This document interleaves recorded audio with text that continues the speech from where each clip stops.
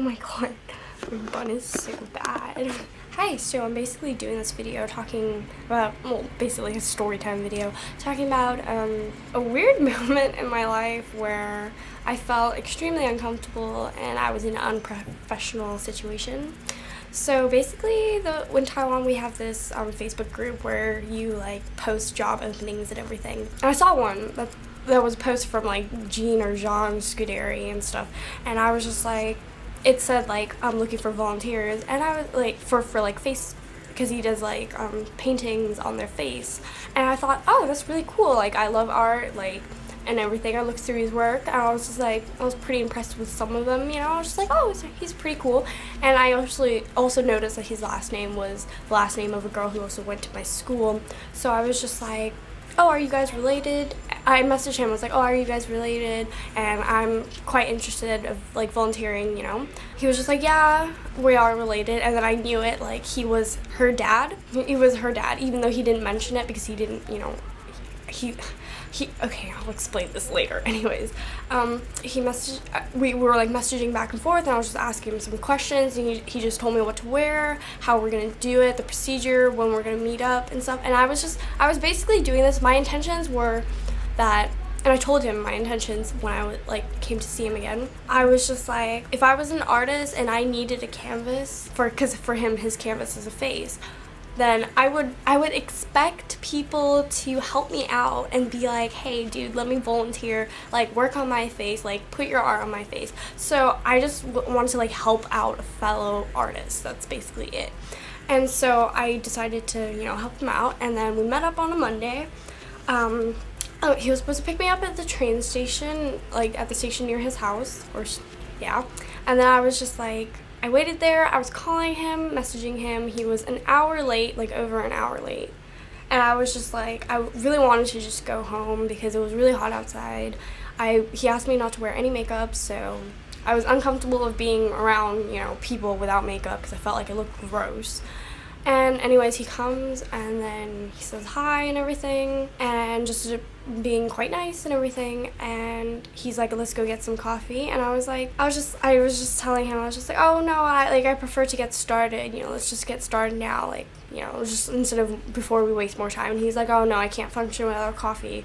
So I was like, you know, I was too nice to say no, so I was like, yeah, okay, sure, we'll go get some coffee. So he goes gets coffee. I don't drink any coffee. I was just like being professional, and he just asking me really personal questions, and I didn't really mind. I kind of like did the best that I could to like block them. But then finally he asked me, he's like, how old are you? And I was like, oh, I'm 17. And he's like, oh shit. And I was like, what? And then he was like, oh, you have to be 18 because you have to sign contracts and everything for him to do this. And he explained whatever because he posts up on Facebook or whatever.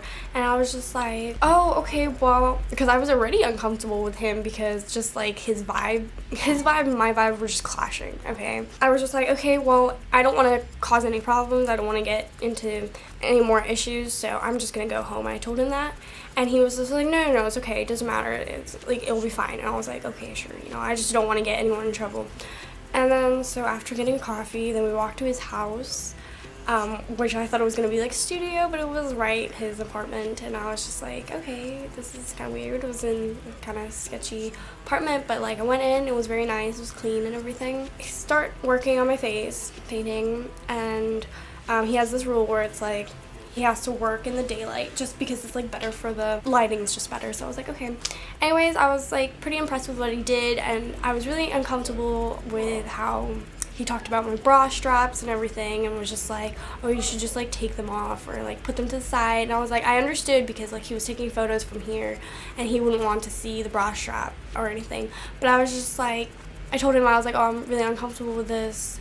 And then he was just like, oh, just do it. And like after back and forth, I was just like, okay, whatever, I'll do it. You know, it's not anything bad, but I still felt uncomfortable about it. But anyways, after that, it was all good, and I went home and everything. And then the following 2 weeks, he told me he wanted to do it again. So I was like, okay, sure, when I have time, you know.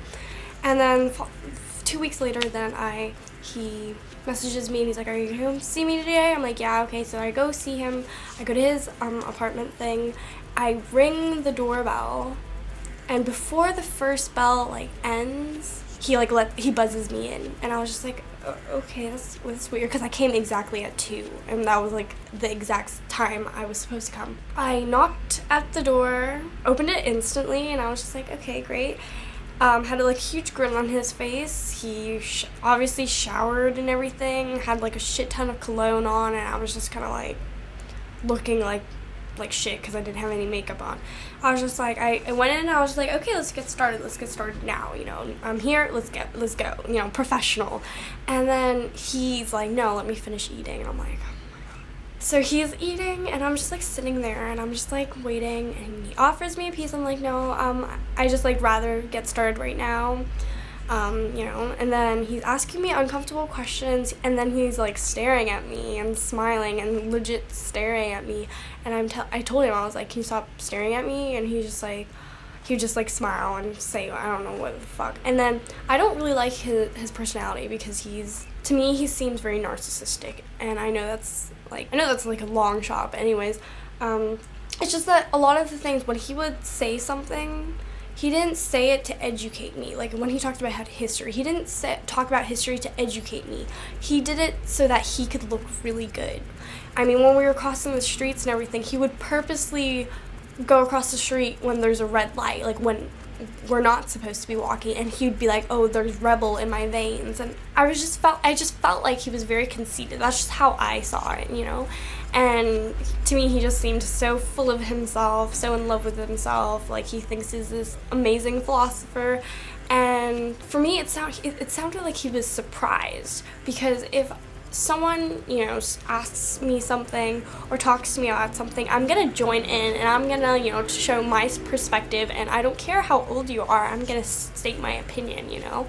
And he seemed very interested that was me, that I'm very sharp, you know, and I get that a lot, where I can be very sharp, and I like that, and I like that he liked that, and he always analyzed me and everything. But he was just making me overly like conscious. Like I felt extremely uncomfortable. Like I just didn't feel comfortable, especially when I was sitting at the table for a good hour, and he's just eating really slowly and just talking and just asking me uncomfortable questions, asking me where I lived, my family, all that stuff, and I was just like really uncomfortable with that. And then the only questions I asked him was just about his daughter, because I knew her, and he would tell me some stories about her and stuff, and I'd just be like, this is stuff that I shouldn't be hearing, like this is stuff that I shouldn't be hearing. And I was just like, okay, I'm not gonna talk about her anymore, you know, just like keep it between them. So he started to really piss me off, and I was just the way how he thought he was just so amazing and like self-righteous and everything. And I know I probably sound like a bitch and stuff, but like anyways, I'm sitting across from him at the table, and I told him, I was just like, okay, well, the sun's about to go down. I've been watching you eat for an hour, and note that I said this politely and professionally, and I was like, oh, we should get started now. And then he says to me, he's like, oh, it's raining outside anyways, why should we get started? And I was just like, well, if we're not going to do this, then you're wasting my time. I'm not going to be here for any longer. So I stood up, and he's like, no, sit down. And I just like sat down. I was just like, okay, what does he want to say? And he said to me, if you didn't ring that doorbell, I could have killed myself. And I was like, where's this coming from? And then he's like, what if you didn't come here? I could have killed myself. And I felt extremely uncomfortable. And I was like, are you threatening me? I was like, I want to leave right now. And he said, I could have killed myself. And I'm like, are you threatening me? And then he's like, oh no, I'm just joking. And he's telling me that he's joking. And then I'm because of my suicide attempt, I get really pissed when people do joke about that stuff, you know?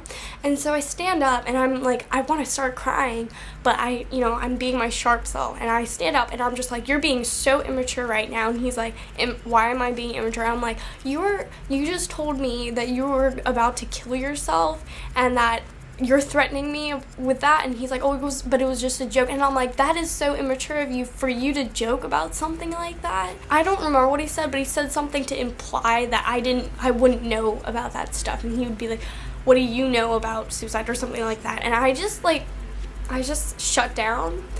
And I was just like, okay, I'm leaving. I grabbed all my stuff. I went to the other room. I grabbed my stuff. He stood up, and I started heading towards the door. And when I want to leave, I'm going to leave. I'm not going to expect someone to be like, oh, please come back. Oh, please, I'm so sorry. So I'm just like heading towards the door. And suddenly I turn around and I see that he's getting mad. And I'm at the door frame, ready to leave. And I say to him, like, thank you for having me. Which might have been a bit sarcastic, but whatever. And then he starts, you know, he's frowning and he looks really mad, and then he's not yelling, but like talking very loudly to me, and he's just like, do you know who I am?